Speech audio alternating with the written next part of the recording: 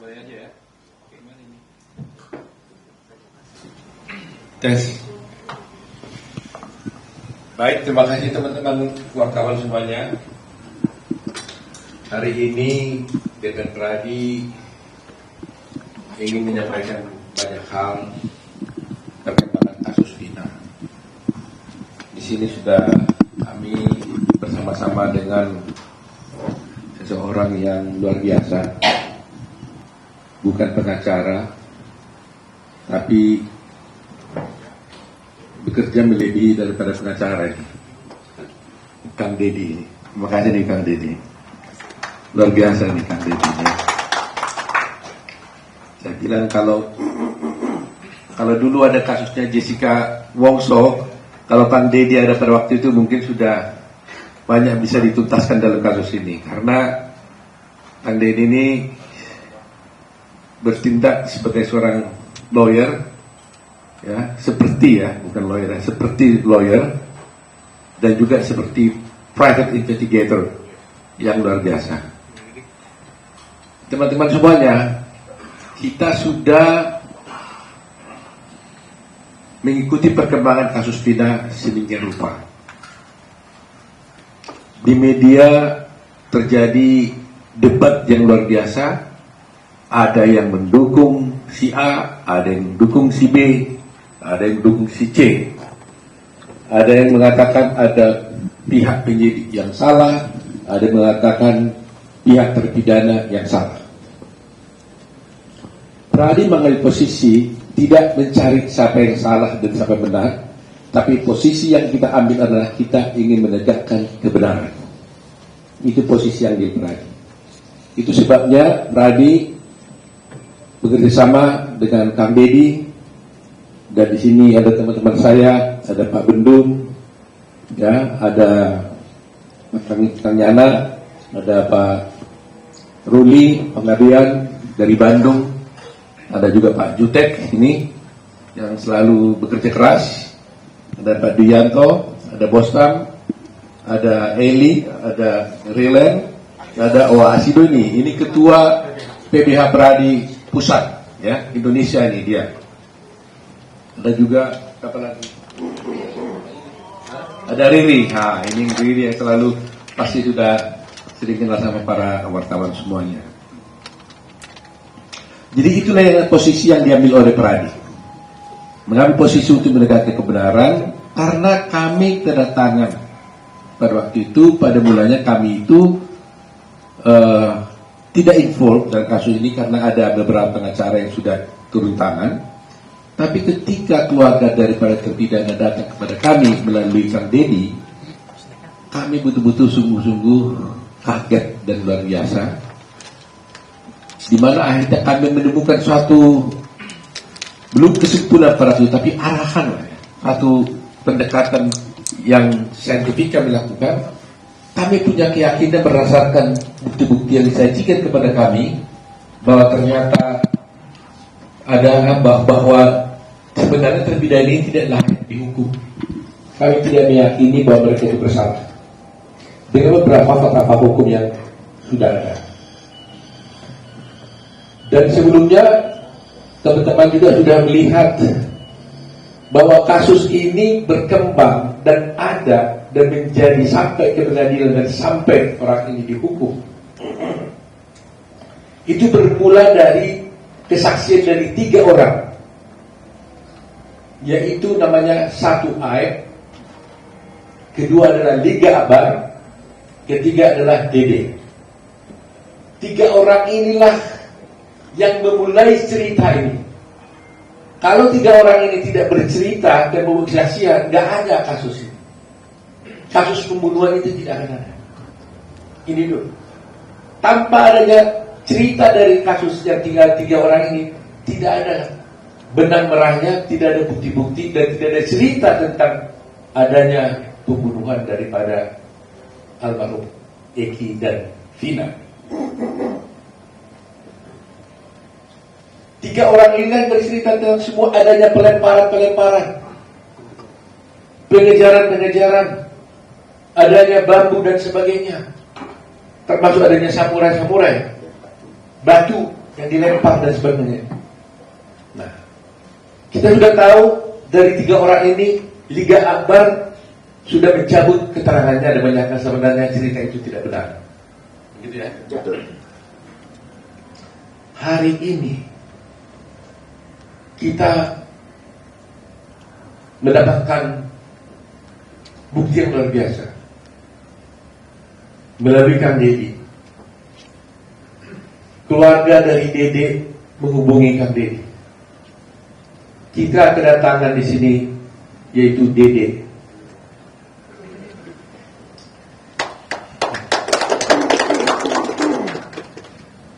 Kalau tidak ada Dede ini, tidak akan ada cerita pembunuhan Vina, almarhum Vina dan Eki. Tapi karena mereka inilah dulunya yang memberikan keterangan palsu, bersaksi palsu, maka akhirnya 7 terpidana itu dihukum. 8 ya. Mereka inilah yang bercerita seakan-akan ada pelemparan batu, seakan-akan ada kejar mengejar, seakan ada bambu, pelemparan batu, yang mengesankan bahwa ada akhirnya peristiwa pembunuhan terhadap almarhum Vina dan Eki karena kesaksian palsu mereka. Tapi berdasarkan keterangan yang diberikan kepada kami dan dia nanti bisa kita tinggal cerita bahwa dia ternyata melakukan perbuatan itu karena terjebak sama Aib. Di mana Aib mengajak dia ke kantor polisi yang tadinya dia tidak tahu tujuannya apa. Sampai ke kantor polisi, ternyata dia disuruh memberikan keterangan palsu. Dia diarahkan oleh Aib bersama-sama Rudiana. Nanti kita dengar keterangan sendiri. Untuk menceritakan suatu peristiwa yang dia sendiri tidak tahu dan tidak pernah ada. Kepadanya diberitahukan nama-nama daripada 7 terpidana ini, yang pada mulanya dia yang sebenarnya dia tidak tahu siapa ini 7 terpidana ini, karena dia juga tidak kenal dengan orang itu. Akhirnya dia bercerita tentang cerita-cerita yang sudah dikemas, diarahkan oleh Aib dan juga oleh Rudiana menurut keterangan dia. Nah, oleh karena itu, sebelum kami sampai kepada kesimpulan dan tanggapan nanti, agar tidak ini salah, kami mau tanya dulu kepada Dede di hadapan para rekan wartawan. Betul Dede? Bagaimana ceritanya? Bisa saudara cerita? Bagaimana ceritanya Dede sampai bisa bercerita tentang adanya pelemparan para itu? Saya tanya dulu biar berurut ya. Kamu kerja di mana Dede? Cucian mobil Pak. Pada waktu itu ya? Ini pada waktu 2016 ya? Cucian mobil ya? Udah berapa lama kerja di sana? Kurang lebih 1 bulan. 1 bulan. Pada tanggal 27 Agustus 2016, kamu berada di mana? Posisi tidak masuk kerja Pak. Tidak masuk kerja? Tidak. Karena apa? 27 Agustus saya masuk kerja Pak. 27 Agustus masuk kerja. Ya. Kemudian tanggal 28 Agustus? 28 Agustus saya masih masuk Pak. Masuk. 29? Masuk Pak. Masuk. Ya. Kemudian saya mau tanya, kamu kenal nggak 7 terpidana itu? Tidak kenal sama sekali. Ya. Muka pun saya tidak kenal, nama tidak kenal. Muka tidak kenal, nama tidak tidak kenal. Sama sekali tidak kenal. Sama sekali tidak. Ya. Kapan kamu bertemu dengan Aib? Ya pada saat itu Pak, kerja di kerjaan saya mengenal Aib di kerjaan. Oh, Aib itu juga bekerja sama kamu di situ. Nah, coba ceritakan bagaimana ceritanya Aib mengajak kamu ke kantor polisi. Awal mulanya malam Pak, Aib menelpon saya dan mengajak saya ke Polres. Tanggal 2 September. Tanggal 2 September. Malam hari sekitar jam 7-an. Saya Terus? antar lah, saya mikirnya kan orang rantauan Pak. Karena nggak tahu daerah situ, saya antar ke Polres. Nah setelah dalam Polres saya tanya, mau ngapain di sini? Kata buat keterangan saksi anaknya Pak Rudiana yang meninggal. Nah setelah itu saya tanya, emang mau ngapain kan? Kita tidak tahu peristiwa itu. Nah udah katanya nanti saya arahin, saya ikutin kalau kata saya kan. Dia bilang gitu. Nah terus Pak Rudiana datang lah. Saya tanya ke Pak Rudiana juga, Pak Rudiana mau ngapain? Buat keterangan apa? Saksi anak saya yang meninggal kan.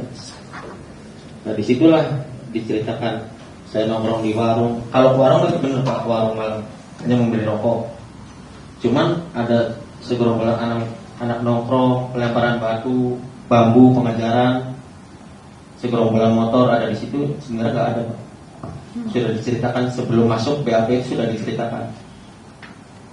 Jadi sebelum kamu bertemu dengan Rudiana, kamu kan diajak oleh Rudiana telepon katanya kan? Bukan saya ditelepon Pak. Saya ditelepon dengan Aep Pak. Ditelepon oleh Aep. Kamu diajak ke kantor polisi. Iya. Waktu kamu diajak ke kantor polisi, kamu tahu tujuannya itu apa? Belum tahu Pak. Saya nanyanya pas sudah masuk ke Polres Pak. Di dalam. Apa katanya waktu kamu diajak ke kantor polisi? Ya saya tanya pas di dalam, mau ngapain sih? Buat jadi saksi anaknya Pak Rudiana. Enggak, sebelum. Oh saya nggak pernah nanya Pak. Cuma Jangan ya. nggak nanya Pak. Oh, dia Saya nggak nanya. ada. Oh, kalau antar saya ke kantor polisi gitu. Iya. Oke, setelah kantor polisi, Ya, apa yang terjadi? Ya saya tanya, buat mau ngapain di sini? Buat keterangan saksi kan? Saksi siapa? Pak Rudiana yang anaknya meninggal. Oh, itu kata Aep. Iya. Nah, kemudian kamu bertemu dengan Rudiana di mana? Di situ juga? Di situ juga. Saya tahu Rudiana pun saat di situ. Oh, kamu kenal Rudiana saat di situ? Saat di situ. Waktu dia pakai baju apa dia? Baju preman atau baju Baju preman sih Pak. Baju biasa. Baju polisi. Apa? Dikenalkan sama Aep siapa ini gitu? Iya, dikenalkan sama Aep. Ini Pak Rudiana. Nah, dikasih tahu ini Pak Kasih tahu Rudiana, Aep. Ini Pak Rudiana. Apa lagi? Bapaknya Eki. Aep. Diberitahu nggak dia polisi? Diberitahu Pak. Dia polisi. Ini polisi gitu. Polisi. Jabatannya diberitahu pada waktu itu? Diberitahu intel narkoba kan. Oh, itu narkoba katanya. Diberitahu gitu ya. Diberitahu. Nah, lantas apa kata Aep kepada kamu? Ya saya bilang ke Pak Rudiana juga pada situ, Pak, buat jadi saksi apa? Anak saya meninggal katanya. Nah, sedangkan saya tidak tahu kejadian itu, dan saya pun tidak kenal nama-nama dan muka, dan peristiwa itu emang tidak tahu sama sekali Pak. Nah, terus apa kata Rudiana?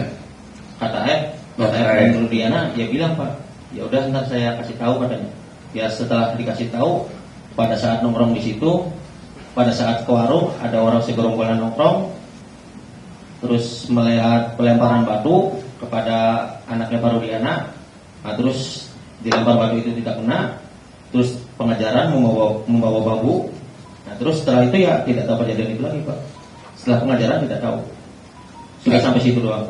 Tadi kan kamu ceritakan bahwa kamu diarahkan oleh Aep dan Rudiana. Saya mau lihat peran masing-masing. Aep ngomong apa, Pak Rudiana ngomong apa? Aep ngasih tahu, bilang aja ya ada segerombolan orang di situ Pak. Baik. Terus Pak Rudiana? Pak Rudiana ngasih tahu masalah motor sama nama Pak. Sama nama? Iya, motor dan nama saya tahu dari Pak Rudiana. Dikasih tahu sama Pak Rudiana. Oh, nama-nama pelaku. Nama-nama pelaku. Iya. Apa katanya waktu itu? Kan saya bilang saya nggak kenal Pak nama-nama pelaku. Muka pun nggak kenal. Terus kata Pak Rudiana, ya udah ntar saya kasih tahu nama-namanya pelakunya. Oh, dikasih tahu. Dikasih tahu. Masih ingat kan nama-nama itu? Nggak ingat pasti Pak. Oh, tapi nggak mengingat soalnya kan nggak kenal Pak. Oh. Tahu nama pun pas saat di situ kan dikasih tahu Pak. Oh, tapi di situ lah diberitahu, katakan gini aja katanya. Iya. Nah, sekarang setelah diarahkan oleh Aep dan Rudiana, lantas siapa yang melakukan buat BAP-nya? Mereka Rudiana juga? Bukan Pak. Oh, bukan. Bukan. Siapa? Ya penyidik di situ Pak. Oh, penyidik. Penyidik di situ. Jadi kamu diarahkan oleh Aep dan Rudiana dulu, setelah itu baru di BAP oleh penyidik yang lain. Iya. Oh. Jadi penyidik yang lain ini nggak pernah mengarahkan kamu lagi dong? Nggak pernah Pak. Yang mengarahkan justru di si Rudiana dan di lainnya gitu. Sebelum masuk itu Pak. Ya karena memang selalu terjadi begitu kan, yang mengukuli dengan yang menyidik kan selalu beda.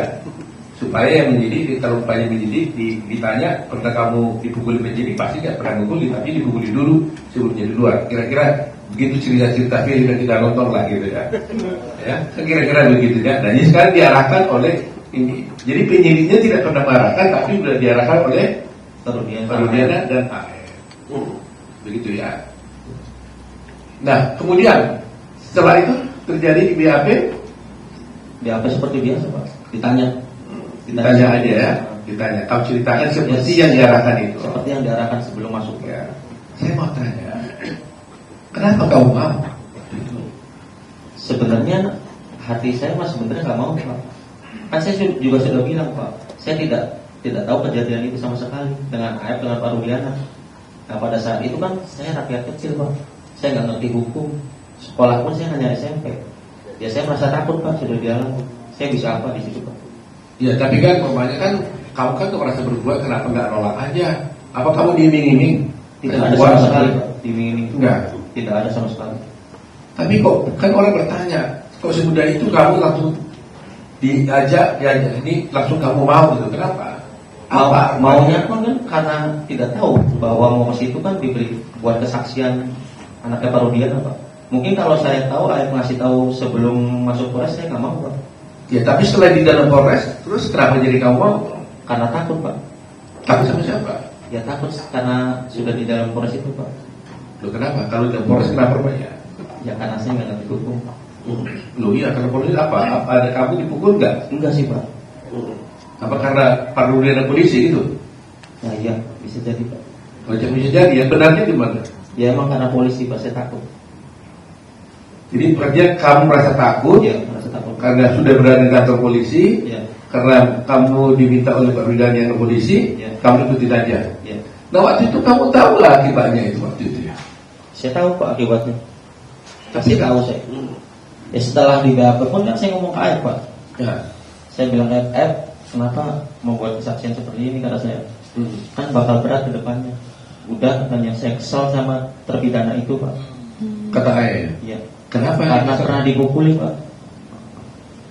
Oh, si ayah cerita bahwa dia pernah dipukuli oleh Warga sekitar di situ Pak. oh, ayah merasa apa? Dipukuli dengan Dipukuli oleh warga situ, bukan oleh terpidana. Iya ada terpidana. Ada terpidana. Jadi merasa kesal ya, Merasa kesal. sehingga diarahkan. Gitu. Ya beda.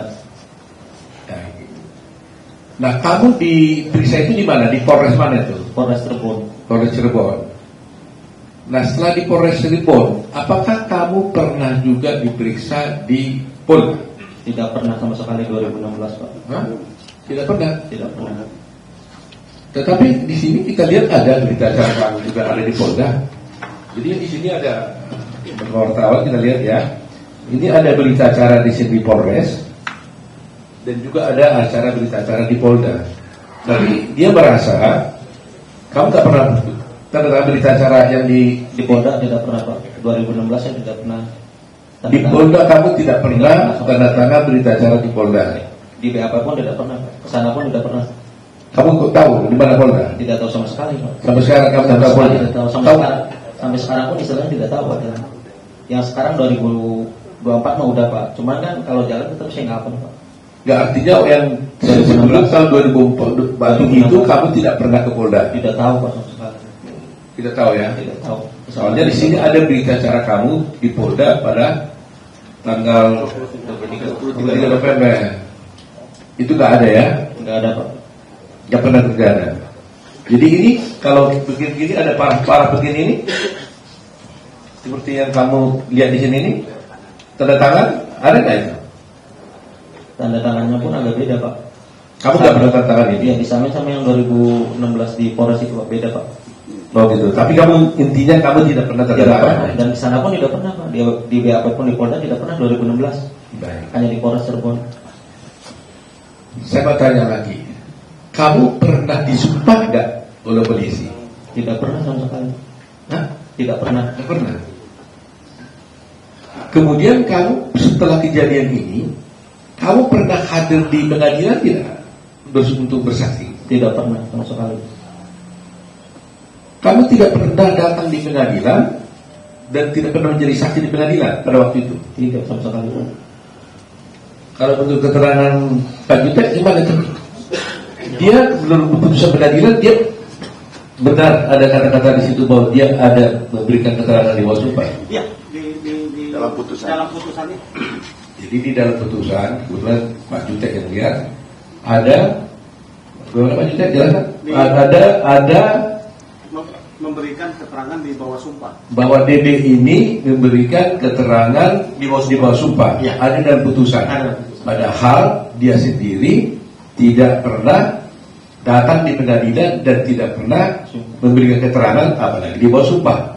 Begitu ya Pak? Iya. Nah ini menjadi, jadi ini yang menjadi masalah kita ini. Jadi di pengadilan pun ada putusan menyatakan dia adalah memberikan keterangan di bawah sumpah, padahal dia sendiri tidak pernah datang ke pengadilan, apalagi bersumpah. Saya mau tanya, kok kamu nggak datang ke pengadilan? Kenapa kamu diberi berita acara di Polres? Iya. Apa kamu nggak dipanggil pengadilan? Dipanggil Pak. Ada surat panggilannya datang ke Oh ada. Ada. Terus keluarga datang? Nggak datang Pak karena takut. Cuma saya nanya Pak, pas surat datang, saya nanya ke Pak Rudiana, Pak ini gimana? Ada surat panggilan dari pengadilan. Udah katanya nggak usah datang, biarin aja. Jadi ada panggilan dari pengadilan Ada. kepada kamu untuk melakukan tugasmu sebagai warga negara bersaksi di pengadilan, tapi kamu dilarang oleh, Dilarang oleh Pak Rudiana.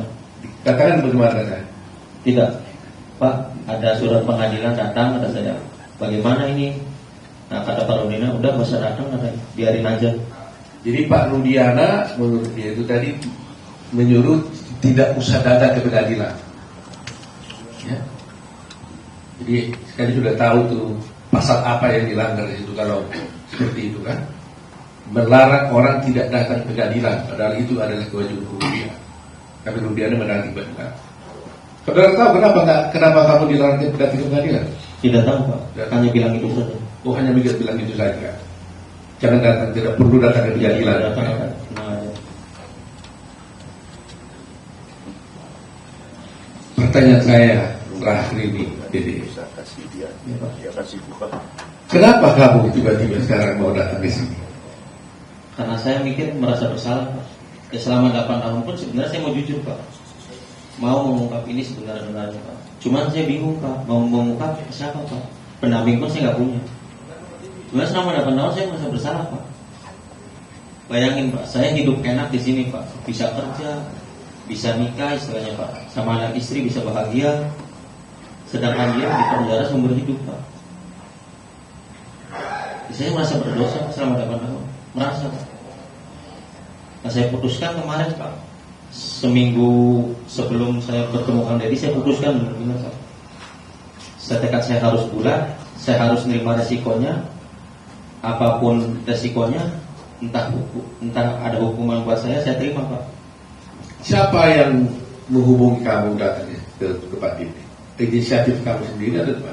Inisiatif saya sendiri Pak, tapi rundingan sama keluarga Pak. Teteh dulu. Oh jadi setelah lihat viral-viral begini, kamu rundingan sama keluarga? Rundingan sama keluarga.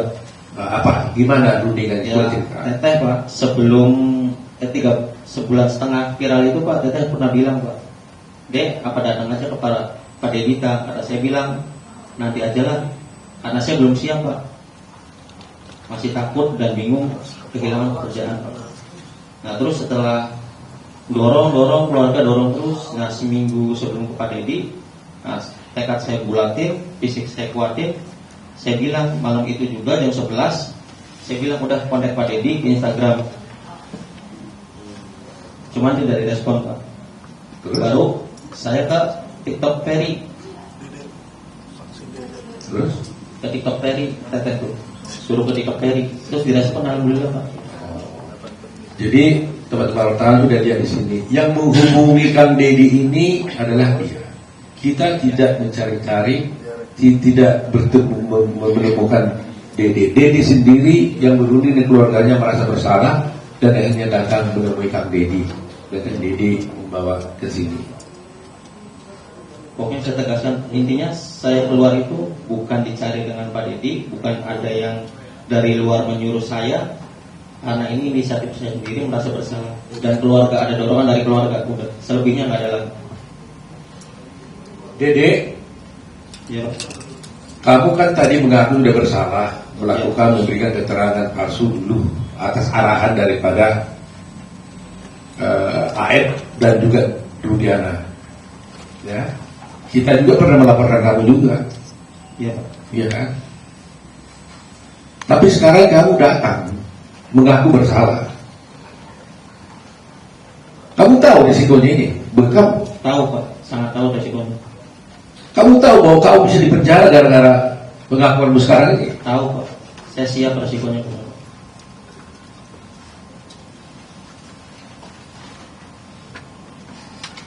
7 orang ini di dalam penjara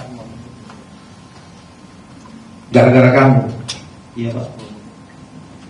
Kamu bersedia nggak masuk penjara supaya 7 orang ini keluar? Sangat bersedia Pak. Yang penting intinya di terpidana itu saya mau keluar Pak, bebas. Seperti kehidupan saya kemarin Pak. Karena saya merasa bersalah. Meskipun kamu masuk penjara, Siap Pak. Meskipun saya masuk penjara menggantikan 7 terpidana itu saya siap Pak. jadi kau siap 7 orang keluar, kamu masuk penjara Siap, siap Pak. karena kau merasa bahwa mereka masuk penjara gara-gara kamu. Karena saya Pak.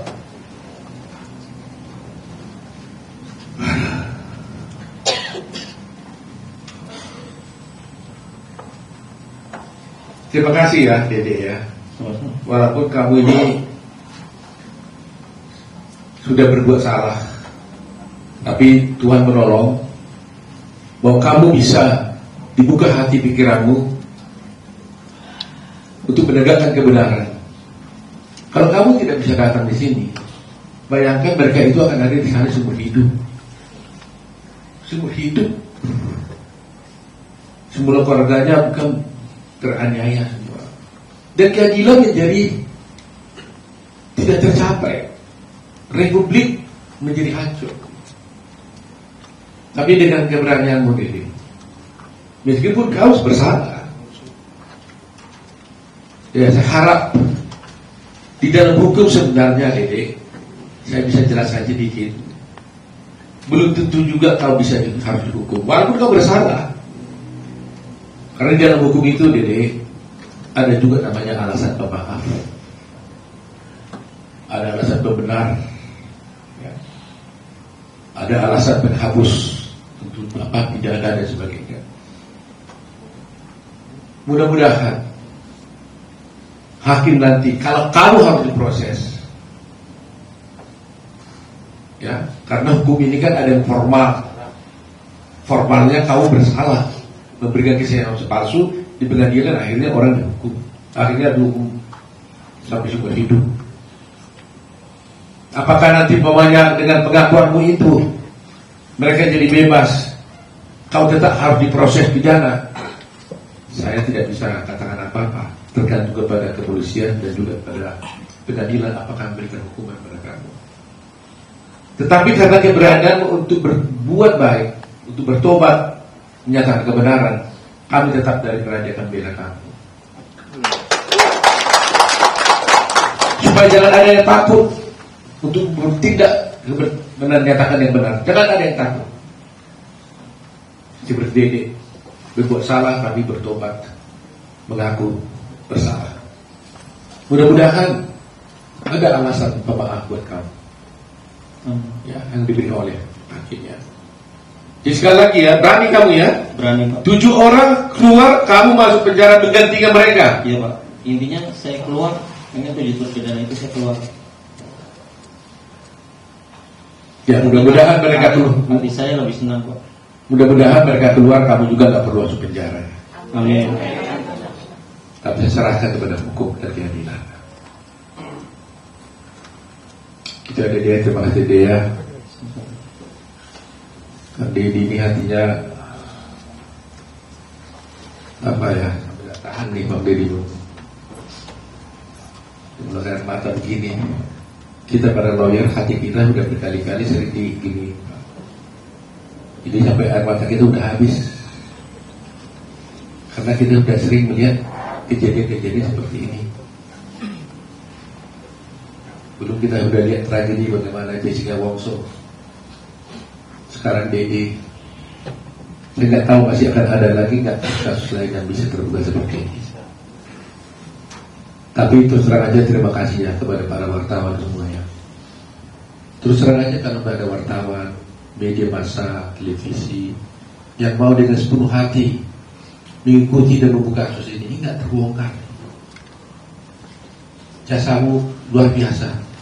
Jasa para media televisi, baik Instagram, siapapun lah, medsos, netizen di Indonesia ini, saya atas nama Pradi, atas nama Advokat Indonesia, atas nama keadilan, berterima kasih sebesar-besarnya. Ini belum tuntas memang, tapi dengan adanya kedatangan Dede ini ada digambar juga, mudah-mudahan menjadi keberanian mereka. Dan sebagai bukti, Dede ini juga sudah datang memberikan keterangannya itu di hadapan notaris. Dia tertangan di hadapan notaris. Semua keterangan dia itu tadi itu. Jadi kita lihat Dede datang bertemu dengan Kang Dedi bukan karena disari oleh Kang Dedi, tapi dia sendiri yang berunding dengan keluarganya, merasa bahwa dia bersalah menghubungi Kang Dedi. Ya, dan ini kita ajak ke notaris juga itu atas sukarela dia membuat keterangan ini. Betul ya, Dede ya. Artinya dia firm, yakin betul. Nah, mari kita rakyat Indonesia menilai apakah keberanian Dede ini tetap harus kita hormati. Di satu pihak nanti akan ada polemik. Di satu pihak dia sudah bersalah, tapi dia di satu pihak dia sudah menjadi pahlawan untuk bisa membongkar kasus ini. Mari kita dukung Dede. Mari kita doakan Dede. Kita kuatkan hatinya supaya kasus ini bisa terbuka. Dan kepada Kapolri, terima kasih Pak Kapolri karena sudah menugaskan kemarin saya lihat ada Bapak Resrim, Irwasu, Propam tuntakan kasus ini. Mari kita sama-sama membongkar kasus ini untuk tegaknya hukum dan keadilan. Kalau toh ada di sini katakan Dedi ini bahwa ini ulah dari polisi, bukan kepolisian secara institusi, ini adalah oknum. Oknum. Jangan gara-gara satu oknum tercoreng nama institusi. Jadi kita harus berani ya membuka kasus ini. Jangan gara-gara setitik nilai rusak sukses sebelahnya. Jangan gara-gara satu oknum yang berbuat menjadi rusak institusi kepolisian. Kami butuh polisi Pak. Kalau tanpa polisi nggak mungkin ada keamanan di negeri ini. Kami tetap ingin menjaga dengan baik kepolisian. Oleh karena itu apapun kami siap bekerja sama dengan pihak kepolisian seperti yang dilakukan oleh Kang Dedi ini. Dan terus terang Pak, teman-teman semua, para netizen di seluruh Indonesia, menjadi pertanyaan sekarang, kalaulah seperti dikatakan oleh Kang Dedi, si Dedi tadi itu benar, itu hanya rekayasa. Menjadi pertanyaan kita sekarang, apa motifnya dibuat seperti ini? Apa motifnya harus dibuat cerita seperti ini supaya 7 orang ini jadi terdakwa, dihukum seumur hidup? Toh mereka bukan jenderal, bukan orang kaya, bukan politisi. Mereka bekerja hanya kuli bangunan. Apa motifnya? Ini juga mestinya diungkap. Apa motifnya? Kenapa harus seperti itu? Mengarang cerita, mengorbankan banyak orang, membuat negeri kita geger begini luar biasa. Apa motifnya? Nah itu mungkin tugas kepolisian nanti yang bisa mengungkapkannya. Jadi itulah mungkin keterangan kami, mungkin kalau ada Kang Dedi sampai di sana. Baik, terima kasih Bang Oto dan seluruh kawan-kawan dari Peradi yang hari ini saya muliakan, saya banggakan dan saya temui Dede didampingi oleh ibunda tercinta dan kakaknya tercinta yang mendampinginya dengan sepenuh hati, memberikan ruang bagi putranya untuk menjadi pahlawan bagi keadilan di Republik ini. Air mata saya tidak pernah berhenti berurai Kenapa? Yang pertama adalah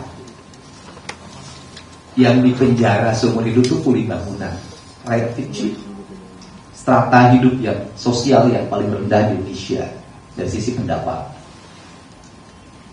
Yang dibuat untuk memberikan kesaksian palsunya juga kuli bangunan, rakyat kecil juga. Saya dari tadi bertanya besar, kenapa yang dipenjarakan orang tidak berdosa, yang mempenjarakan jadi saksi palsunya adalah orang tidak berdosa? Kenapa rakyat kecil selalu jadi korban dalam setiap kepentingan perorangan? Pasti ada pertanyaan besar. Kenapa mereka tidak bersaksi? Kenapa mereka 8 tahun bungkam? Problemnya itu hanya 2 setelah saya telusuri. Yang pertama adalah mereka punya rasa takut yang tinggi karena tidak adanya pendampingan hukum bagi mereka. Mereka merasa kalau muncul siapa yang akan jadi pembelanya, harus bayar dari mana uangnya. Yang kedua, mereka juga rasa takut apabila berurusan dengan hukum, berurusan dengan penegakan hukum. Mereka kehabisan waktu untuk memberikan kesaksian di berita acara. Mereka kehabisan waktu untuk menjadi saksi di pengadilan.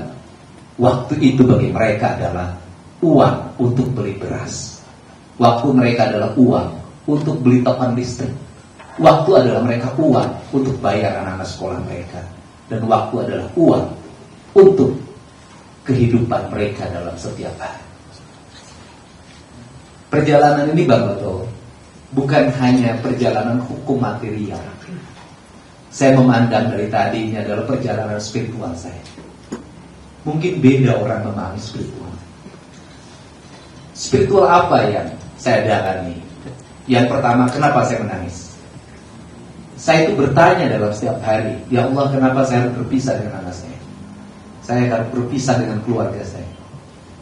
Hari ini Allah menjawab, kamu berpisah dengan anak-anak kamu biar kamu sendiri dan punya waktu untuk menghabiskan waktumu untuk sebuah penelusuran peristiwa yang pada akhirnya 3 bulan berakhir hari. Mungkin kalau hari ini saya duduk dalam sebuah keluarga, tiap hari pergi ke mall, jalan-jalan, saya tidak akan menemukan kasus dan saya tidak akan turun. Saya menikmati hidup dalam sebuah keluarga. Yang kedua, kasus ini adalah peristiwa seorang ibu. Saya orang yang sangat mencintai ibu saya, dan ibu saya selalu hadir dalam kehidupan saya. Sehingga saya memahami betul bahwa seorang ibu memiliki rasa yang sangat kuat. Hatinya menembus langit yang tidak bisa dihalangi oleh siapapun. Maka investigasi kalau dikatakan, atau wawancara yang saya lakukan, atau penelusuran yang saya lakukan, saya selalu menjumpai ibunya. Saya menjumpai ibunya Eka. Saya menjumpai kakaknya Supri yang itu juga pengganti ibu. Saya menjumpai ibunya Peggy. Saya yakin betul bahwa kemurnian hati seorang ibu itu akan membukakan pintu langit kesadaran manusia. Dari ucapan-ucapan ibu, dari tangisan-tangisan ibu, dari doa-doa ibu dan dari air mata ibu, akhirnya tergerak ibu yang jadi kakaknya dan ibu yang menjadi ibunya Dede. Lahirlah sebuah motivasi di mana Dede harus berkata jujur. Dan hari ini Dede berkata jujur. Saya di Republik ini baru mendengar sekali ucapan seorang manusia yang patriotik, tidak berpendidikan tinggi, hanya kuli bangunan, tidak pernah mengikuti pendidikan-pendidikan nasionalisme seperti para pejabat seperti saya. Tapi dia berkata bahwa saya mau dipenjara menggantikan mereka karena saya telah bersalah mempenjarakan mereka. Biarkan mereka bebas dan saya masuk dalam penjara itu. Sebentar lagi kita akan ada upacara 17 Agustus.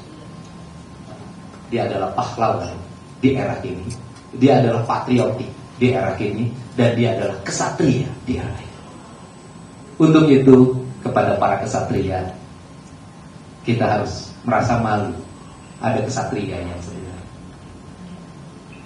Kemudian yang berikutnya bagi saya pribadi Bang Oto, dalam seminggu ini adalah seminggu derita sebenarnya dalam penelusuran kasus ini. Karena saya mendapat bulian yang luar biasa, mendapat tuduhan suap beragam. Pada niat saya cuma satu, saya ingin kasus ini tidak melebar kemana-mana, tidak menuduh orang yang tidak bersalah, tidak membawa nama siapapun yang tidak ada kaitannya tujuan saya.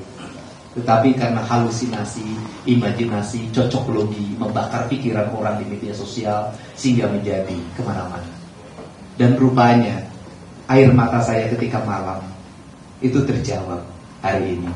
Seluruh bulian itu dijawab dengan datangnya Dede. Dan bagi saya kedatangan Dede adalah pelipur lara hidup saya dan membuat hidup saya bahagia dan berarti pada hari. Kemudian yang berikutnya banyak yang mengaitkan dengan dunia politik.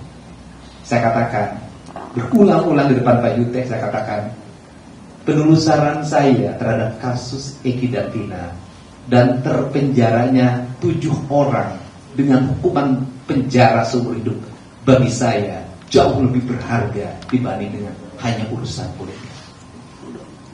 Karena ini jauh lebih berharga, ini lebih memiliki nilai kemanusiaan. Dan saya cuma satu dalam hidup saya, ingin punya catatan. Saya memang bukan pengacara, saya bukan jurnalis, saya bukan alat penegak hukum, tapi saya ingin punya catatan bahwa dulu pernah ada orang yang terbebas dari penjara seumur hidup, dari tayangan channel YouTube yang saya kelola. Dan itu bagi saya adalah perjalanan indah dalam hidup ini. Untuk itu saya mengucapkan terima kasih pada keluarga besar Peradi, pada para netizen di seluruh Indonesia dan di luar negeri, kemudian keluarga para terpidana yang mau sabar, kemudian juga keluarga Sakatata yang hari ini akan memasuki PK, kita doakan juga PK-nya dikabulkan, dan pada media yang hari ini terus kritis dan bersikap objektif agar keadilan negeri ini terungkap. Dan saya mengucapkan terima kasih buat Pak Kapolri, buat Pak Kabar Eskrim, buat Kapolda Jabar, buat Direskrim Polda Jabar atas berbagai atensi dan keterbukaannya, sehingga kebenaran dari kasus terbunuhnya Eki dan Tina itu sebentar lagi akan terbuka dan berakhir cerita. Saya ucapkan terima kasih buat Pak Joko Widodo, Presiden Republik Indonesia, dan buat Pak Prabowo Subianto yang menjadi spirit dalam kehidupan saya dengan sebuah kalimat yang selalu terngiang dalam pikiran saya. Bantulah banyak orang apabila kamu mampu membantunya. Apabila tidak bisa membantu banyak orang, bantulah sedikit orang. Apabila tidak mampu membantu sedikit orang, bantulah satu orang. Apabila tidak mampu membantu satu orang, jangan bikin susah orang. Semoga keberadaan saya tidak membuat orang susah. Terakhir penekanan saya adalah negara ke depan harus melindungi kesejahteraan publik. Karena dari rakyat yang tidak sejahtera itu membuat mereka tidak bisa berkata objektif. Untuk itu, apa sih yang mereka gelisahkan ketika ada sebuah kasus? Takut kehilangan pekerjaan, takut anak-anaknya tidak sekolah, takut tidak kebeli beras. Ketika kita tampil untuk menjamin berasnya, menjamin ongkosnya, menjamin kehidupan anak-anaknya, mereka pada akhirnya akan bicara yang sebenarnya. Itulah bedanya rakyat kecil dengan kita yang besar. Kalau yang besar sudah cukup, juga tetap tidak jujur. Itu saja, saya ucapkan terima kasih untuk semuanya. Semoga peristiwa ini adalah menjadi peristiwa catatan penting dalam hidup kita dan sejarah hukum Indonesia. Semoga peristiwa Vina dan Eki dan terpidana 8 orang tanpa kesalahan yang memadai itu adalah peristiwa yang terakhir dalam kehidupan hukum Indonesia. Saya ucapkan terima kasih. Terima kasih Kang Deddy. Ada teman yang mau sampaikan? Cukup? Baik, sebelum kami tutup, saya ingin sampaikan bahwa penghormatan terhadap hak asasi manusia itulah yang harus kita tegakkan terus. Karena penghormatan terhadap hak asasi ini akhir-akhir ini mulai lekang mulai hilang dari hati dan pikiran kita, sehingga kita tidak lagi menghormati kebebasan orang lain. Dengan mudahnya kita membicarakan orang lain tanpa kita merasakan betapa hancurnya hati mereka dan keluarganya kalau mereka dibicarakan secara tidak adil. Kedua, transparansi di dalam suatu penegakan hukum sangatlah penting agar orang mengetahui apa sesungguhnya terjadi, sehingga tidak akan ada dugaan-dugaan yang negatif dari masyarakat terhadap penegakan hukum itu sendiri. Besok kami diundang oleh Bareskrim Polri untuk menghadiri gelar perkara atas kasus yang kami laporkan, di mana waktu itu tim dari Peradi di bawah pimpinan Pak Rudi sama Pak Jutek pada waktu itu melaporkan saudara Aib dan Dede. Jadi kita laporkan dia ini sebenarnya. Jadi Aib kami laporkan ke polisi, kami laporkan juga Aib ini, Dede ini ke Bareskrim. Tapi akhirnya Dede ini datang ke kami. Ini luar biasa. Dia kami laporkan karena kami duga melakukan kesaksian palsu, seperti yang kita sudah lihat tadi. Dia datang mengatakan memang saya bersaksi palsu, mengakui. Kalau bukan Tuhan yang membuka pintu hatinya, tidak mungkin. Pasti Tuhan yang membuka. Dan siap dihukum. 7 orang keluar. Asal 7 orang ini keluar, biar saya masuk penjara menggantikan mereka. Itu kata. Gak ada keberanian orang seperti dia sekarang. Tidak ada. Zaman sekarang ini seperti ini. Biasanya langsung kabur, takut. Dia berani mengambil risiko itu. Luar biasa. Ini luar biasa ini. Jadi itulah. Jadi mudah-mudahan kami tunggu nih. Aib, di mana kau sayang? Aib sayang, kembalilah ke jalan yang benar. Kang Deddy sudah bertemu ayahnya. Ya, mudah-mudahan Aib datang. Nggak apa-apa Aib, jangan korbankan anak manusia. Tegakkan hukum. Deddy ada contohnya sini. Toh tidak ada apa-apa. Ya, datanglah Aib, ceritakan yang sebenarnya. Dan kepada Pak Rudiana, kami juga minta waktunya tiba untuk juga katakan yang sebenarnya. Katakanlah yang sebenarnya. Belum terlambat. Itu harapan kami. Jadi mudah-mudahan besok jam berapa kita? Jam 11. Jadi aneh kan? Kami laporkan Aib, kami laporkan Dede datang, dan malah datang, dan besok gelar perkara. Nah bagaimana mau gelar perkara? Ya besok terpaksa kita bawa lah Dede ini ya. Bersedia nggak Dede besok ke Mabes Polri? Siap. Melaporkan langsung menyatakannya? Siap. Kita laporkan dia nggak perlu dipanggil, langsung datang sendiri sekarang. Ya, jadi kita lihat besok bagaimana babak berikutnya. Mudah-mudahan semua pihak ini terbuka, jangan lagi ada yang mencoba menghalang-halangi. Ya, kalau selama ini berdebat-debat, ada yang bela A, ada yang bela B, sekarang sudah terbuka. Jangan lagi lah. Jangan ada dusta di antara kita. Baru seminggu yang lalu saya berkata di suatu media tentang apa kata-kata seorang pujangga tinggal Gibran, dan hari ini mulai terbukti. Saya katakan begini, kebohongan kecil hanya bisa ditutupi dengan kebohongan yang besar. Kebohongan besar hanya bisa juga ditutupi dengan kebohongan yang lebih besar lagi. Sampai akhirnya kebohongan itu bercerita tentang kebohongan itu sendiri. Dan akhirnya tiba sekarang memang kebohongan itu sendirilah yang bercerita tentang kebohongan itu, karena Dede sudah datang mengaku bersalah. Terima kasih teman-teman. Pertanyaan? Ya. Nyalain dulu ya. Silakan. Sekarang abang ya, karena tampilannya muda banget. Gak beda ya Kang Deddy. Foto dan Kang Deddy ya semua. Ada 2 pertanyaan Dari sih mana sebenarnya. nih? Oh, dari Nusantara Pak. Oke, dari oke. Sahabat kita. Ini kan tadi baru saja tim kuasa hukum dari Itu Rudiana mensomasi Kang Deddy dan juga Dede dan Liga Akbar. Nah, itu bagaimana tanggapannya dan juga dari sisi kuasa hukum.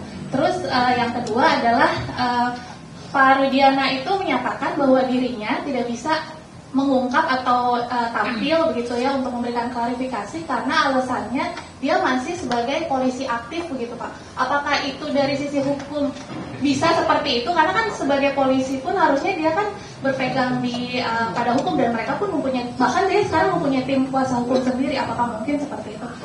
Begitu, Pak. Terus terang aja ya, Kak Deddy udah terima somasi? Belum terima somasi. Deddy udah terima somasi? Belum ada itu somasinya tuh. Masih terbuka tadi, Prof. Sudah terbuka.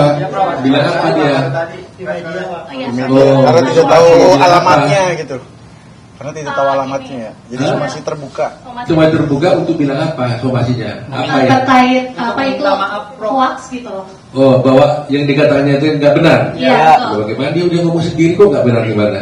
Nah, tanggapannya Kan dia menceritakan apa yang dia alaminya, dilihatnya sendiri, diketahui sendiri. Bagaimana bisa dikatakan hoax?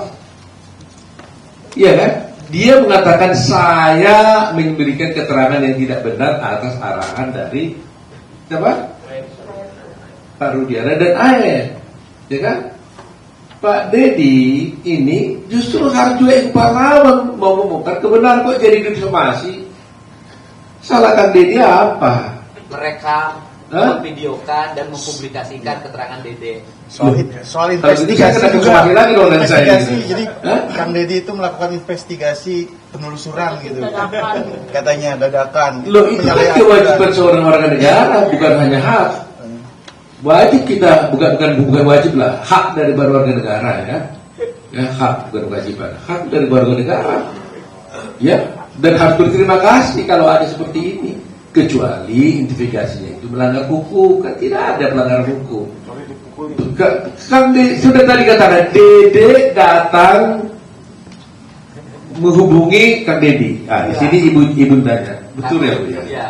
Ini kakaknya yang Ini datang ke kakaknya rumah saya. datang ke rumah Kang Deddy kan, minta tolong pada Deddy supaya ini dibantu menjelaskan, gitu ya? Terus apa yang salah? Yang kuasa hukumnya siapa yang mensomasi? Elsa Sarif. Hah? Elsa Sarif. Terakhir itu apa itu? Elsa Sarif. Elsa Syarif Oh, Elsa Sarif. kuasa hukum. Ya saya pikir supaya jangan salah kami tunggu dulu lah ya. Biar Kang Deddy nanti lihat dulu somasinya. Takut kita berlebihan menanggapi ya. Kami baca dulu dah. Kami belum mendengar tadi itu. Tapi Kang Deddy dan Dede sendiri disuruh minta maaf ke media gitu Bang. Ya saya tanya aja ke Deddy-nya. Mau minta maaf tidak? Yang pertama ini saya ceritakan kronologis ya.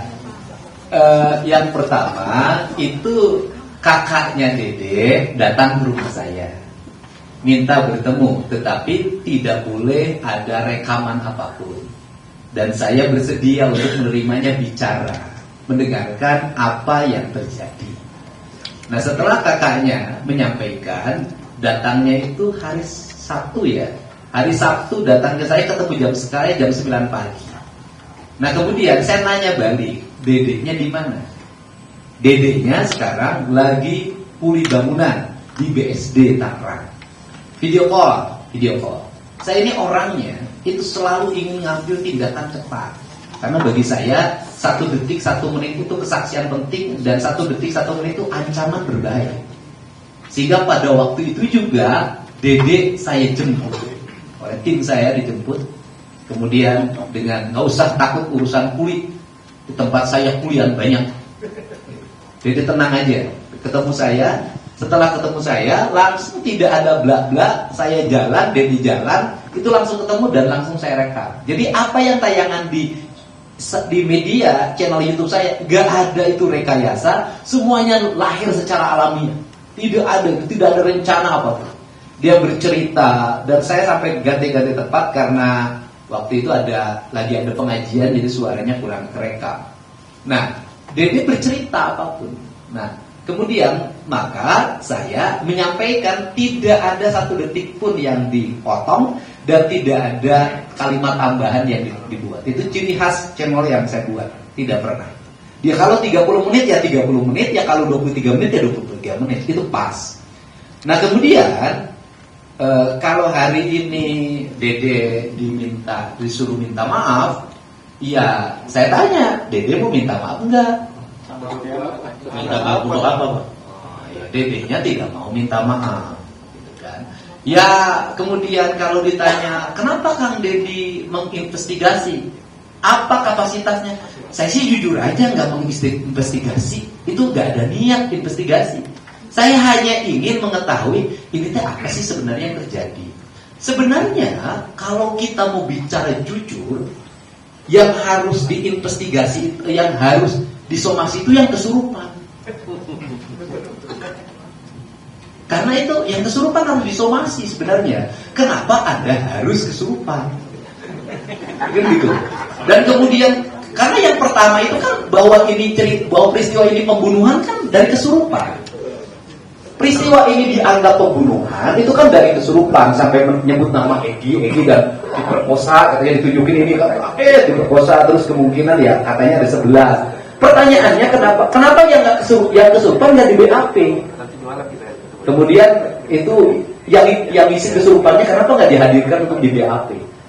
Nah, itu sebenarnya awal kan dari situ. Nah, kemudian saya hanya ya andai kata ya kalau saya tetap minta maaf, ya kan? Maafin aku deh kalau ada ucapan aku yang tidak berkenan. Gitu aja kan, nggak apa-apa. Takut ada ucapan saya yang dianggap kasar, ucapan saya yang dianggap tidak berkenan, gitu loh.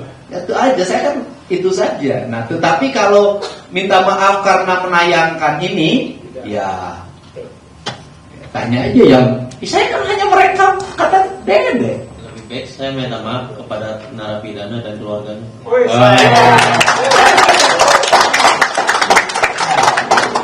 Ya Pak, silakan Pak. Waduh, saya nggak bisa jawab. Saya kira udah itu jawabannya lah, dari semuanya lah. Kita nggak usah tambah-tambah lagi deh. Bapak, kalian lihat sendiri kan? Spontan dikatakan lebih bagus kita bahas narapidana.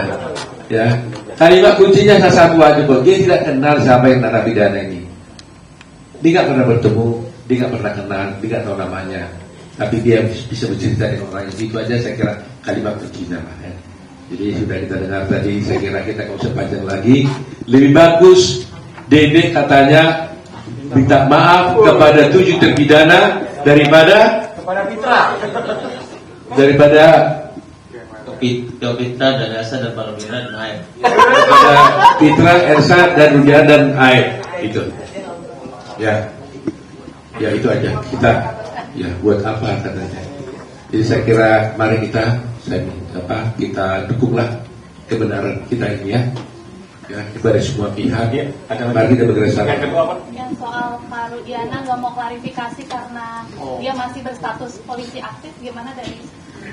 Ya kalau dia terasa nggak mau klarifikasi ya hak dia lah. Ya kalau dia nggak mau klarifikasi kita nggak bisa paksa, ya kan? Ya kan? Ya pasti kami tetap proses hukumnya kan berjalan, ya kan? Jadi kita sekarang di besok gelar perkara kita akan sampaikan. Saya yakin dan percayalah pihak kepolisian juga sudah memahami masalah ini. Ya, tinggal cari waktu yang tepat dan jalan yang tepat untuk bisa menyelesaikan perkara ini. Tetapi mata seluruh Indonesia, rakyat Indonesia, hatinya nggak bisa dibohongi, nggak bisa ditipu, ya.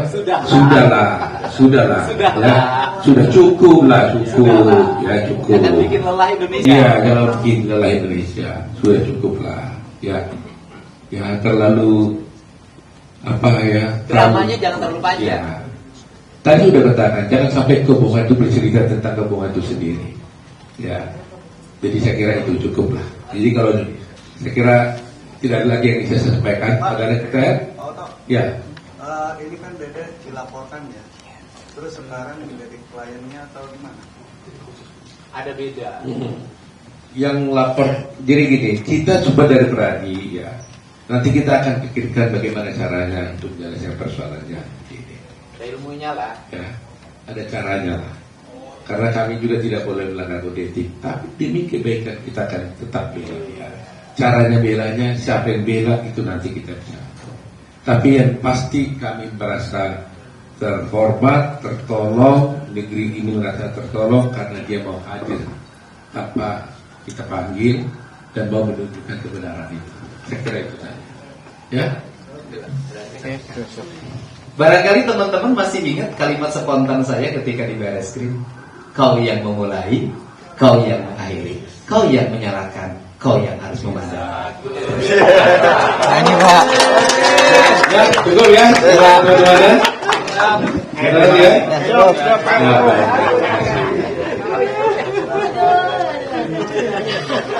Ada lagi.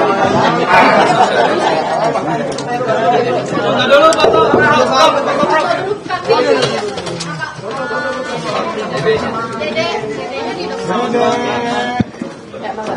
Kanan. Kanan.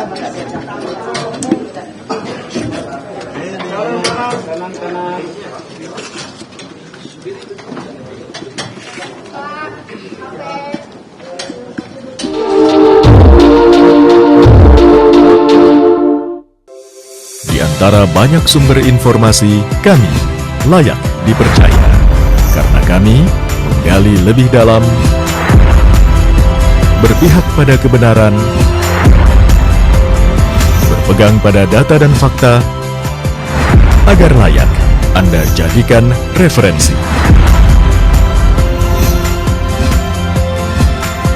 Kompas TV, independen, terpercaya.